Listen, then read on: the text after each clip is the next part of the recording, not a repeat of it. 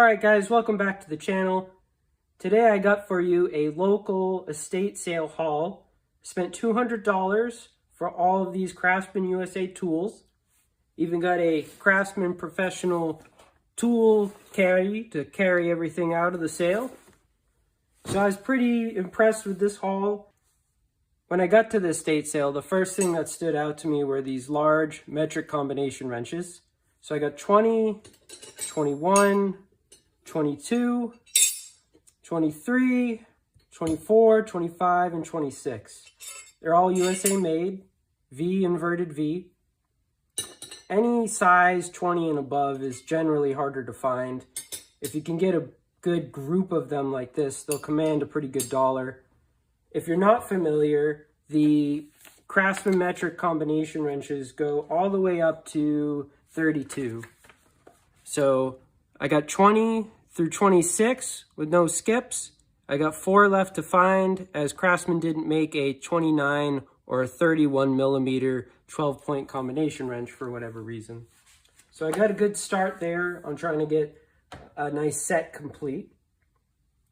So aside from the 12-point combination wrenches, I also saw these low-profile wrench sockets, which are laser etched on the top, and they're meant to go with ratcheting wrenches. So the idea there is that you can create a very low profile ratchet essentially.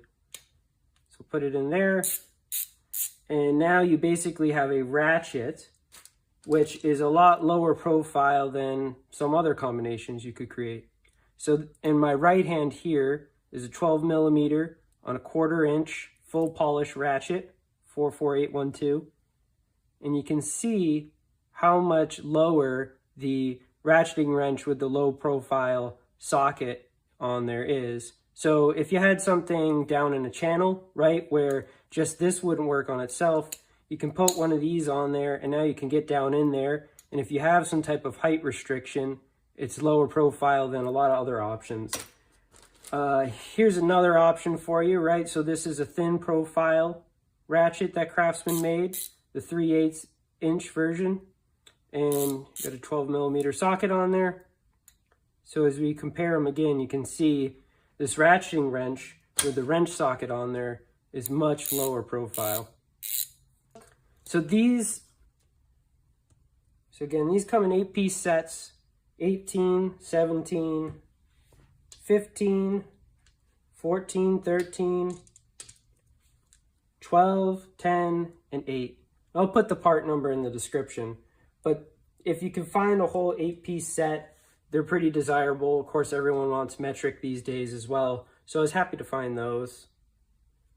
The spinner handles, I picked them up because, I was building a whole bundle, so if I can grab these cheap, I like to, because a lot of times socket sets are missing them when I pick them up. Of course, the stubby one is a tad harder to find than the 43372 version here. Like I said, if I find them in good shape and they're cheap enough, I'll grab them. The other items I grabbed here, a lot of Pratt-Read made screwdrivers. So Pratt-Read made Craftsman screwdrivers for a lot shorter period of time than Western Forge. I grabbed this Western Forge one because anytime I see a slotted screwdriver that's fairly decent length, those are usually something people will want. So I picked this one up, but the rest of them are all Pratt-Read as indicated by the PR here. And based on what I can find on the internet, Pratt-Read made screwdrivers for Craftsman from around 2002 to about 2009. So of course, much shorter run than Western Forge. So I was able to find, 1, 2, 3, 4, 5, 6, 7, 8, a 9-piece set. I'll throw a screenshot up here. I frequently see a Pratt-Read 8-piece set that pops up on eBay. So I'll have to do a little bit of digging to see. I don't have any duplicates here, so I'll have to see if there was maybe a bigger set that Pratt-Read made for Craftsman. But the other unique Pratt-Read item that I picked up in this estate sale were these Torx drivers. So I got a complete 6-piece set here from T10 all the way up to T30. and even got the T27 in there as well. Every time I find these Torx screwdrivers, I always find them made by Western Forge, like these guys down here with the WF. So I picked these up because I thought they're probably unique. And again, I got a good deal on the whole bundle. You can't really beat $200 for all these Craftsman USA tools. But I'm interested to see what kind of demand there might be for Pratt-Read made Torx screwdrivers from a collector standpoint. Talked to a few people and they had never seen it or never noticed it before. So, I guess goes to show when you think you're maybe looking at kind of run-of-the-mill Craftsman tools, you see all the time, some of these things like the maker's marks, there's a lot of nuances that you can pick up if you look closely, and I feel like the more you look, the more you start to see some of these different things. So I also got a handful of pliers, got some robo grips, everyone's favorite. Surprisingly, the smaller ones are a little harder to find than some of the larger sizes. So I grabbed those. I think they were $2, so you can't really beat that. Pair of slip joint pliers in decent enough shape. I haven't cleaned any of these tools either, by the way. The shanks on the screwdrivers, I will polish before I put them up for sale. But in general, everything's in pretty good condition for used tools. I got a set of 7-inch diagonal wide jaw pliers here. Cutters look sharp and potentially unused. A little bit of staining, as is very common on these Craftsman pliers. Also got a pair of 8-inch duckbill pliers. These are definitely used, but I could clean those up. So pliers, screwdrivers, also got some 6-point wrenches. So I got 1/4 inch all the way up to 3/4, missing 11/16. Thankfully, I got an extra one of those at the moment, but once I put the 11/16 in there, I'll be missing 4. So 13/16, 7/8, 15/16, and 1 inch would give me a complete 14-piece 6-point wrench set. It's nice it came with a little wrench organizer as well. And then I didn't even realize I had I knew I picked up some double box end wrenches, but I didn't realize that I actually got a whole set here from 6 to 23.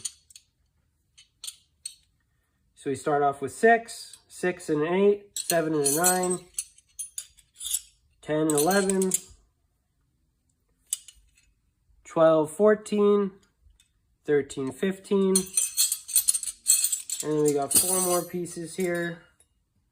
16, 18, 17, 19, 20, 22,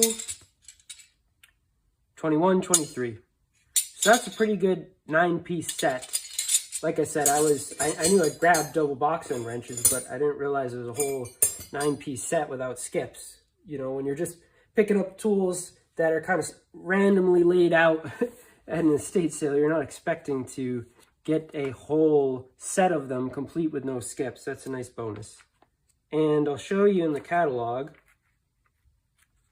there was 15 pieces in this double box end set. So it went all the way up to 32. And so you can see there, I got 6 by 8 all the way up to 21, 23. If I wanted to finish it, I got 6 other wrenches to collect. Honestly, I have a 15-piece set that I'm going to put up for sale, so I'll probably sell this 9-piece set as is. But like I said, it was a good find. The wrenches are in very nice shape. Again, these are as found.